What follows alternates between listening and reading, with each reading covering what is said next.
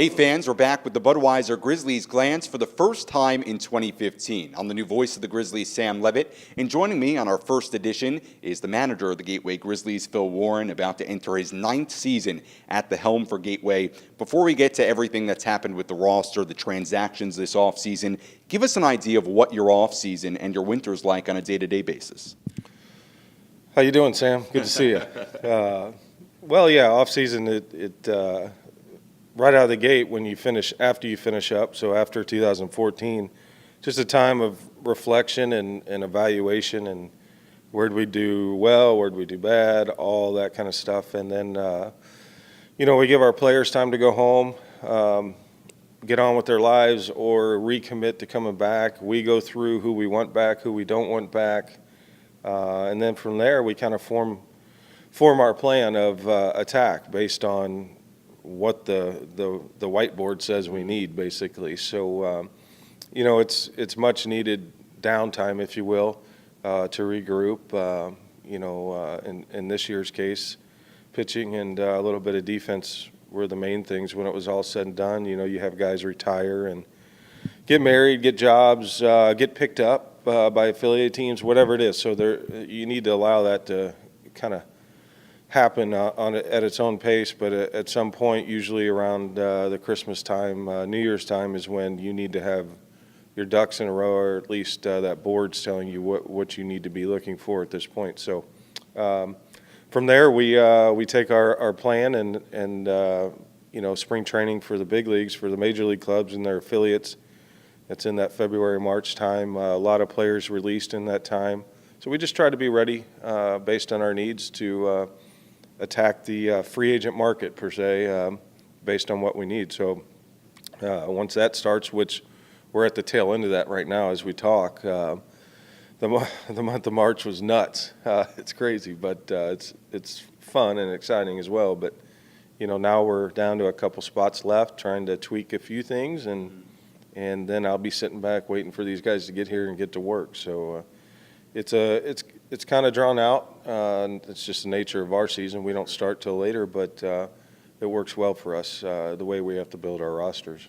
And it's great knowledge for fans who might not know what goes in during the winter to put together this roster. So many fans get here, they see the team on the field in the summer. They don't know everything that happens behind closed doors, behind the scenes, and certainly it's quite the process. When you look back on the 2014 season, obviously it was an up and down season, started very hot, struggled down the stretch. When you sat down and evaluated things, what were the couple of areas where you knew you needed to improve in? Well, last year was kind of like 13, really. Consistency is probably what stands out to me. But, our guys played as hard as they could. They were as prepared as they could be. You start off hot, sure. It's not realistic to think you're going to win every game. But the club we had our optimism was warranted based on our talent and our performance and our capabilities. So, but to directly answer your question, we had some injuries. That's what really hurt. So to me, the depth of what was going on, had some guys picked up. 2 years in a row we've had guys picked up, which is a great thing, by an MLB affiliate. Most notably last year was Baker in the back end of that bullpen. So you just do your best, but it's also opportunity for other guys. And we carry 24 guys, and we don't have a minor league system. So keeping the word depth isn't necessarily a reality in our format, if you will. But we just got to play hard. Landon left us late in the season too. Adams gets hurt. You think about, and West was pitching banged up. You got West, Baker's gone, Adams gets hurt, and Landon's gone. All of a sudden, those are 4 highly experienced, cornerstone pieces of what has gotten us that far, or got us, out of the gate the way we did. But it's not an excuse. It's just, it's opportunity for other guys. And, we just didn't have the thump and the leadership on the field when we needed it the most. One guy I didn't bring up, Mike Wing. Mike Wing was banged up the last 3 weeks of the season too. So, it's one thing to have one guy here, one guy there, but The injuries 2 years in a row have all happened at the tail end, and guys getting picked up, things like that. But I thought we did a good job overall as far as executing and defensively, offensively. We didn't build that team last year for 150 home runs. We built it to hit and run and steal some bags and do things like that. Obviously, losing JJ to the Mets early in the season, that took a lot of stolen bases out of so we kind of shifted. I can tell you one area I wasn't happy with, we got slow. The minute we lost JJ, we got really slow on the bases. So that's one thing we've addressed already. If we lose a guy here, we still have team speed. We'll have that a little better of that this year. But pitching-wise, I thought the guys did good. Again, I don't want this to sound like excuses. It's just what happened. 2 of our 5 starters were rookies coming out of college that already had 90 innings under their belt. So Thompson and Kelly, they did a great job competing for us, had good outings at times, not so good at others. They were just inconsistent, and they were tired. They were gassed, So in those, you're out of the playoffs by 2 games. You look, you're like, dang, one more good start out of Thompson, one more out of Kelly. We could have got there, whatever it was. But so those guys will be on full rest this year. That's going to be nice. But outside of that, I thought we did a great job. I mean, catching, throwing, pitching, hitting. We hit enough. We hit enough to win. Team strikeouts were high for a while. The guys worked really hard at that. You saw guys like Waldrop and Siegel and Bennett striking out a little bit too much and making adjustments, and they were big pieces of our lineup down the stretch that did a good job. So that was nice. But overall, I was pleased. Obviously, it's all overshadowed by missing the playoffs again, which is always our goal. So we made some adjustments. We'll see how we break camp this year.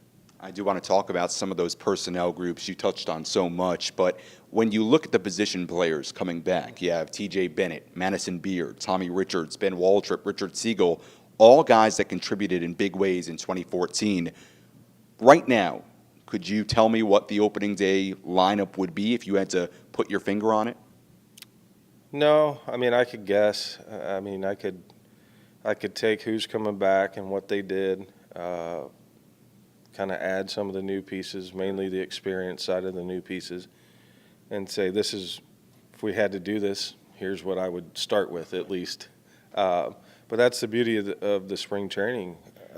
It's a competition. Who's to say, I hope this doesn't happen, but who's to say Siegel doesn't come back 40 pounds overweight, or Bennett got slower and can't throw the ball from left field to home plate or whatever. Pitching, same way, a guy doesn't get on the mound until he gets here. Well, you're going to get passed up real quick, and that kind of stuff can happen.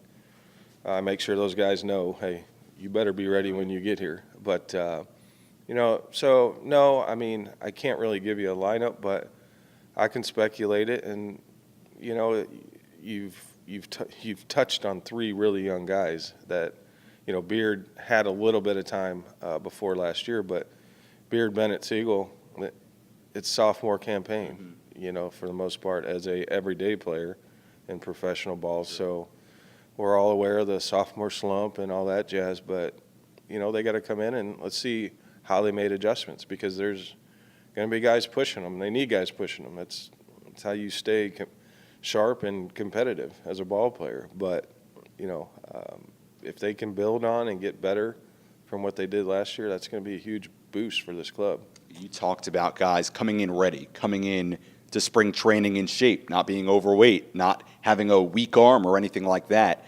What's your communication like with these guys during the offseason when they go to California, they go to Texas, they go to Florida, and they're not really here during the offseason?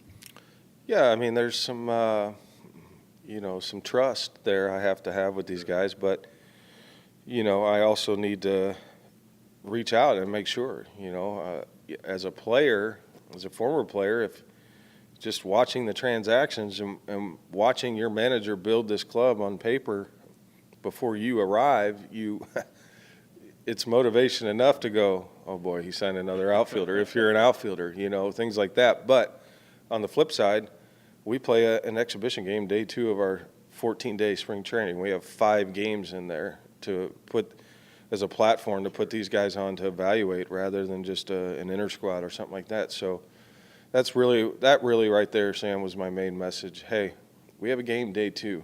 Be ready to go. I want to talk about the starting rotation in the bullpen. Javon West comes back. He was terrific in 2014. Then you have Kerry Kelly, Tyler Thompson, 2 pitchers coming back for their sophomore seasons. And then a bit of a shakeup in the bullpen. Brett Zawacki, slated right now to be the closer. Richard Barrett moving into a starter's role. And then after that, you have the young guys. And most of those guys are either a year out of school or they're coming straight out of school. How do you see those new guys fitting in? They'll determine that. There's 2 things I have to keep in mind. I have to balance the roster regulations set forth by the league along with salaries, and then you have to balance performance. And sometimes there's a collision course between the 2. A kid can perform very well, but we can't afford a salary with the rest of the guys that earned a spot. Things like that can happen. But from a competition standpoint, the new guys, like you just said, there was a lot of just void in the pitching arena. So it's opportunity. To be a new pitcher to the Grizzlies, this is a great time for that because there's a ton of opportunity. So, but it's up to them to make the most of that, and time will tell that. But there's some good talent in there. We talked about it, what you want this team to be like and what you want the mindset to be coming into spring training. If there was only one thing you could tell everybody on this spring training roster, what would it be? Your job's not safe. This is going to be competitive as I can make it. I want to win a title. I want to get to the playoffs. It starts with that. We've been close 2 years in a row. That's what we can control, and that's what I focus on. We can't spend our time focused on other things. First thing I focus on now that I can control is building a competitive roster. Well, that's done, almost done. The next thing is give the guys a platform for 2 weeks so my staff and I can evaluate them. That's been accomplished. They have to get here. Break out the opening day roster on May 13th, roughly.